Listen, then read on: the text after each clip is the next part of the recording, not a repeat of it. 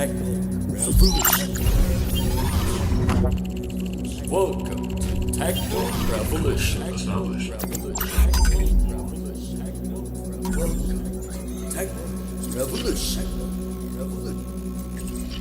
Welcome to Techno Revolution.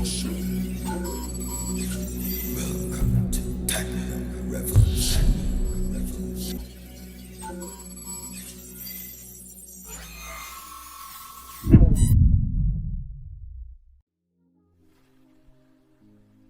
The isInt method is used to ensure that the user inputs an integer within a specified range, 1 to 7, and that the column they choose is not already full. It takes a scanner object as input to receive user input. Here's how it works. It enters a loop that continues until the user inputs a valid integer. Inside the loop, it attempts to read an integer using in.nextInt. If the input is outside the range of 1 to 7, it prompts the user to re-enter an integer within that range. If the chosen column is already full, it prompts the user to pick another column. If there's an input mismatch, that is, the user enters a non-integer value, it catches the input mismatch exception, clears the input buffer using in.nextLine, and prompts the user to re-enter a valid integer.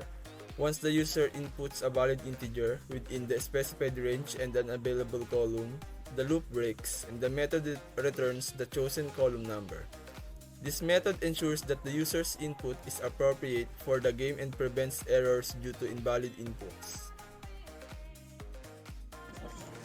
Greetings. My name is Pamintuan Josh Russell.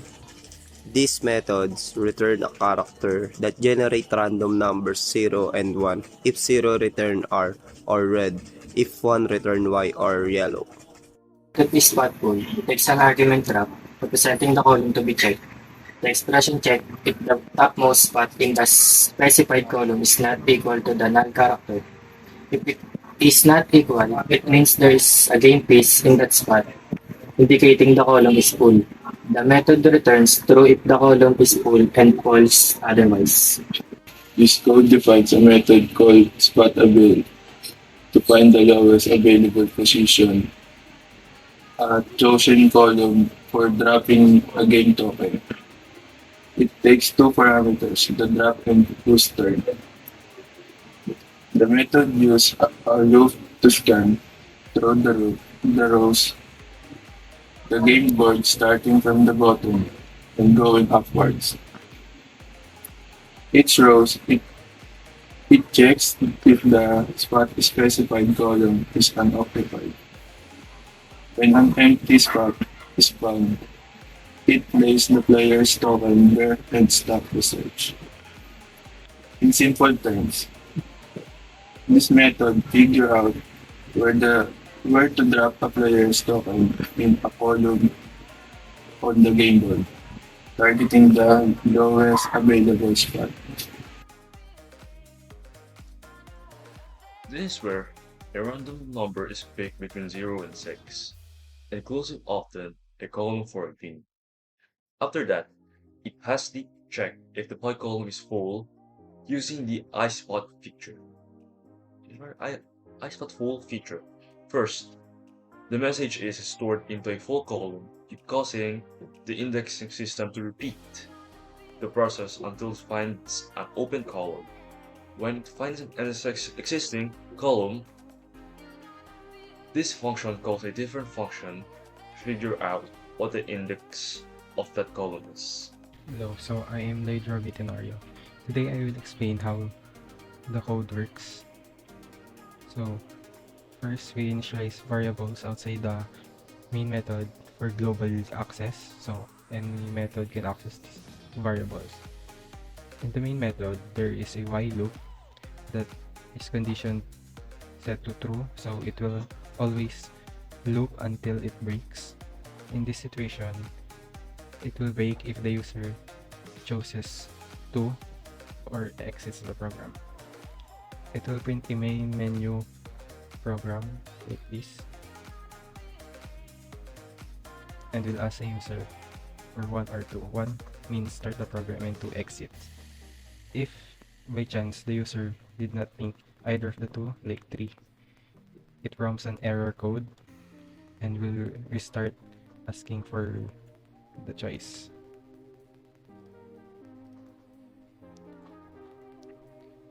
If the user picks 2, it will close the program and will not be used. If the user picks 1, it will initiate the turn to 0 to make sure that turn is set to 0, and clear the game board to make sure that there is a fresh board every time it is called. And then it will go to the method whoFirst. This method will randomly generate a boolean value or true or false and will pass it to the game method. If it's true, it will pass it to the game method with the parameter of true or false. It will go to the else. It will go to the game method with the parameter of false. Let's go to the game method.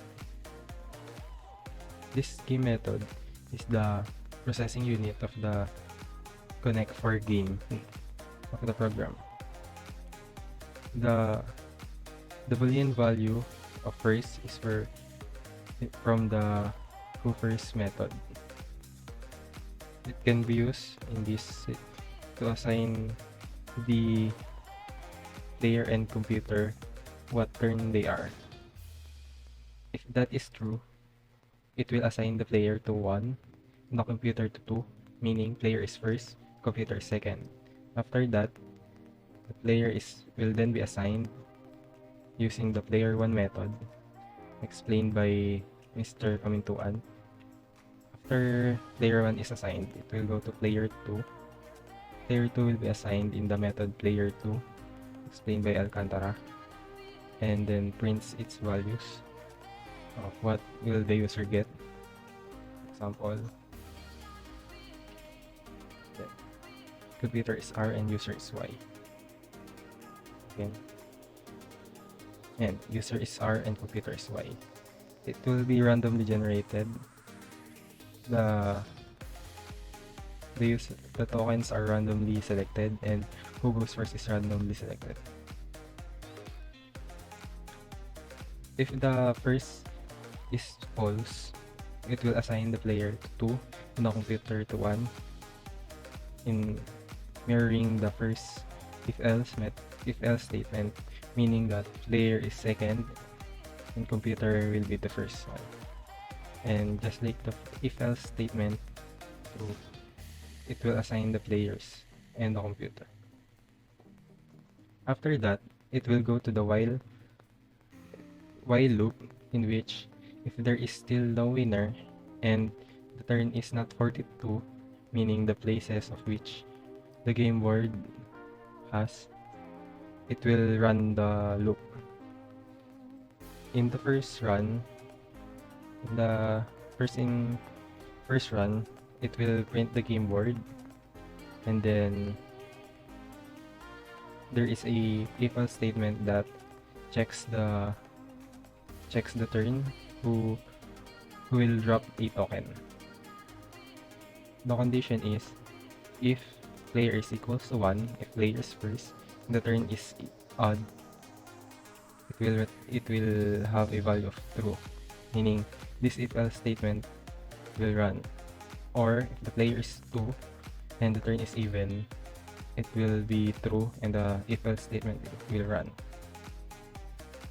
If any of these are false or it did not meet the condition, it will go to the else statement, meaning that it's the computer's turn. If it's true, it will prompt the user that it's their turn to pick where to drop their token and ask for an input. The input will be between 1 to 7, and then after it inputs, it minus 1 to the input because it will convert from element to index, because index values start at 0 and the element starts at 1. After having the drop, it will pass it to the spotAvail method that will check for the lowest row of that column to drop on. In the other side, if the computer's turn, it will assign a randomly generated number from 1 to 6 to the drop and then pass it to the spotAvail, wherein it will find the lowest row to drop the pick column of the computer, and then after that it will print what the computer randomly chose. After that, it will increment the turn, make it to sign it as a turn is done. After that, there will be another if else statement that checks for the winner. If turn is greater than 6, meaning 7 or up, 7 because someone can have 4 drop tokens, and that can be a 4 in a row token. So it's possible, and we will check that with the winner method. I will explain what the winner method will do later after this. In the winner method, if it's true, it will go to this if else statement. The if else statement has print the game board. After it print that, another if else statement, so this is nested if else statement. This if else statements determine whose turn is it, just like the one above, like this. It determines if the player is 1 or first and the turn is odd, or the player is 2 and the turn is even. It's the player or user is the winner, or if not, it will go to the else, meaning that the computer is the winner. The computer is the one who puts 4 in a row. And then it will get the token of the winner, of which token he or she has. It's either R red or Y yellow, and is the winner. After those, it will clear the game board. So the next time it run, there is no values, there is no any more token left in the game board. And then it will break the loop, meaning the game is done, the game is over, and someone won. However, if the turn becomes 42 and there is still no winner, the game is considered a draw, since there are no more possible token drops, while the last one is not a winner. The last token drop is not a winner, meaning the game is draw and no side wins. After that, it will close the loop since the winner is equals to 42. And one of the condition must be the turn is not equals to 42. And the game will end. Hence, it will go back to to the main method and will prompt this again and ask for another user input and loop back to the first instance, where it will ask for start the game again or exit the program. So what is the winner method? The winner method is the one that checks if there are 4 tokens in a row in the game board. It means there are 4 R or 4 Y horizontally, vertically, diagonally down to the left or to the right. And if there is, it will return 2, meaning there is a winner. Just like this. If this is true, there is a winner. So in the first block of code, this consists of a nested for loop for the 2D array, because the game board is a 2D array.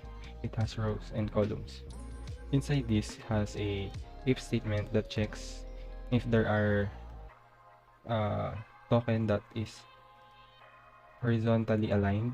It will check if there are R, R, R, R, for example, there are 4 R's in a row in a column, it will check just like that.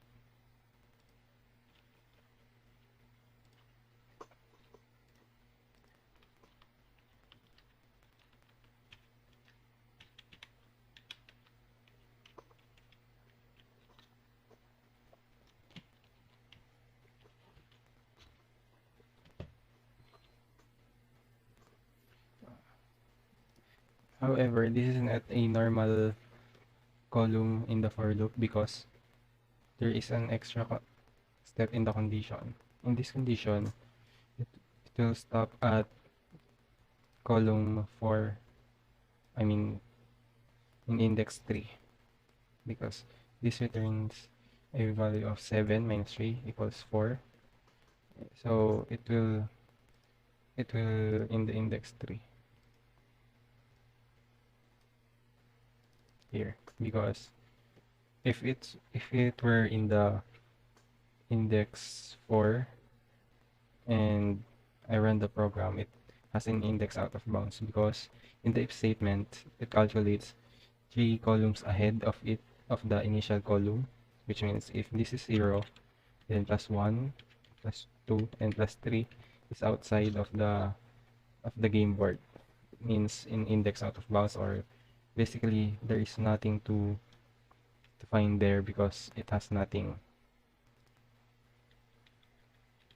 So limiting that to index 3 will not cause an issues, and it will still check all possible 4 inner rows in that row, because it suffices the all possibilities that a 4 in a row in that column, in that row has.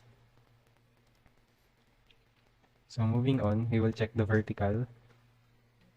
Just like the horizontal, the vertical has a modified condition in which we will stop at the second index.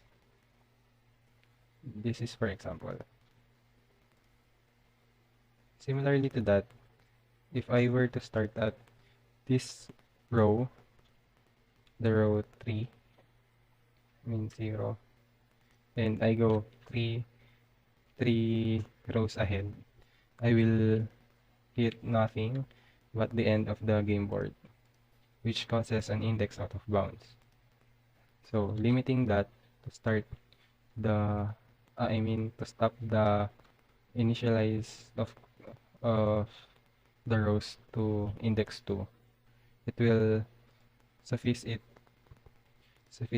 checking, because there will be no index out of bounds that will happen, while it will all check all possible 4 in a row per column, like this and this and this.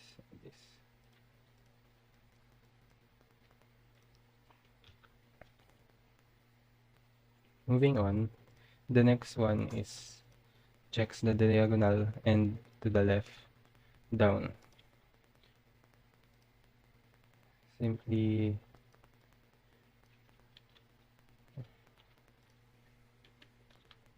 for example this, it will check any diagonal to the left row and column tokens. For example, this 0, 1, 2, 3. It will check like that. This I have a condition. I have modified the for loop twice. First, just like the vertical checking, I limit it to only 3 to index 2, element 3. So it would not index out of bounds if it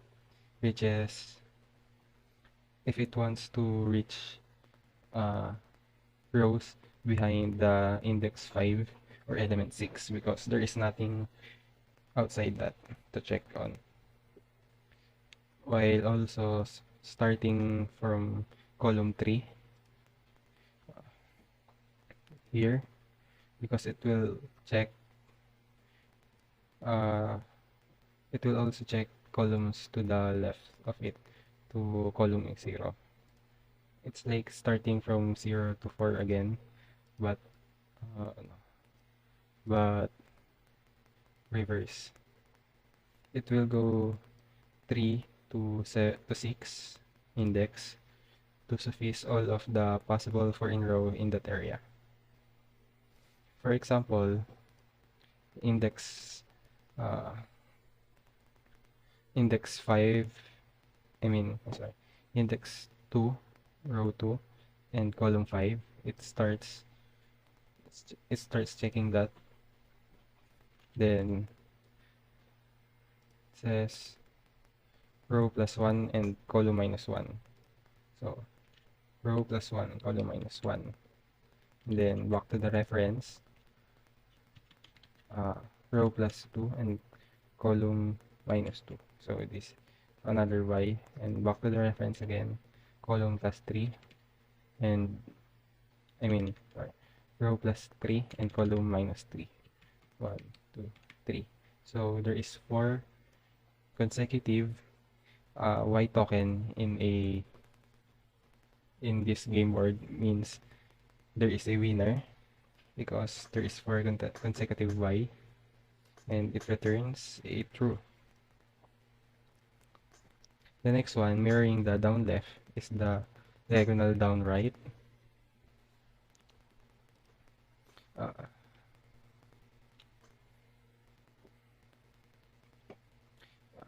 Instead of starting at 3, I start at 0, but will stop at index 4, just like the horizontal, to avoid index out of bounds error because of the column plus 3 going outside the game board. To add, it's not just column plus 3 or row plus 3 that will put an index out of bounds, but this is the first one that will index out of bounds. If I didn't put some modification here, every one of these will hit an index out of bounds. But stopping at this because this will be the first one that will hit it. So moving on, this one will check from here.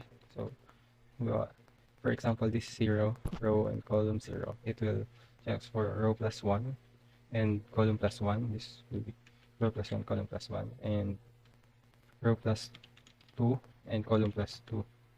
We'll check that, and so on. Row plus 3 and column plus 3. Plus 1, 2, 3, plus 1, 2, 3. We'll check like that. In this example, the row is index 2 at column 1. It will check for this, and there is already a token R, then row plus 1, then column 1, there is another column R. There is another R in the column.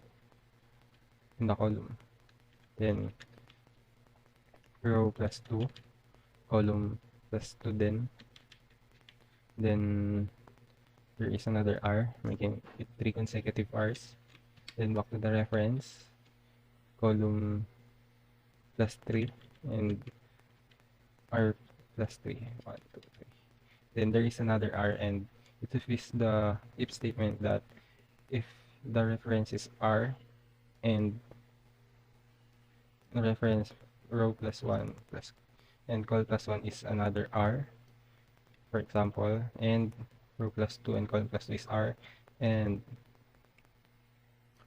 a row plus 3 and column plus 3 is another R, it will return true because there is a 4 consecutive R in that example, meaning there is a connect 4. It will return true. But what if there is none? Out of this 4, no one checks for it.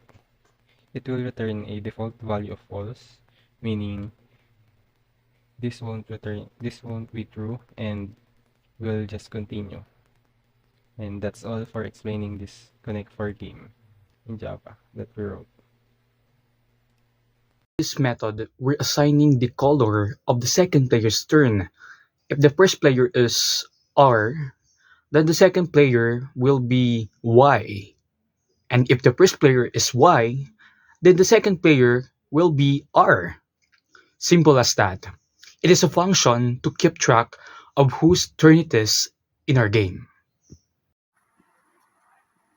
Dangal greetings everyone, my name is Mark Justin Alzona, and my task for this lesson is to explain to you two kinds of methods or function that is used in this program. First of all, I will define and explain the static void print game board, and the second one is the static void clear game board. So the first method that has been used is the static void print game board. So it has no parameter. So the static means it is accessible throughout all the class or in the main class. So it is a method that you will call. And then void means it doesn't return any kind of value. So it has a name of print game board. And on the first line of this method, system out print line numbers 1 to 7 with the spaces between the numbers. So this is classified as a guide in order to when the game board is being printed, there is a guide. The number is printed above the rows and above the columns in order to guide the user and to provide a user interface for the game. So it is functioned or created based on a for loop or nested for loop. So the first for loop, which is the outer for loop, signifies the iteration of the rows. And then the second for loop is the iteration to access the columns. So in accessing the columns, it has a system out print line, which is the game board that is being divided by a vertical line. And then after that is there is an extra vertical line after or after every row to close the border column and to go to the next row. So then the next one is the static void clear game board. So it is the one that is necessary to restore or to change the entire board into its default value. So the same as the first loop or the first method, it has a nested for loop. So the outer loop to access row and the inner loop to access the columns. So in inner loop, there is a game board row call equals \u 000, which is the default value of the character. So that's all.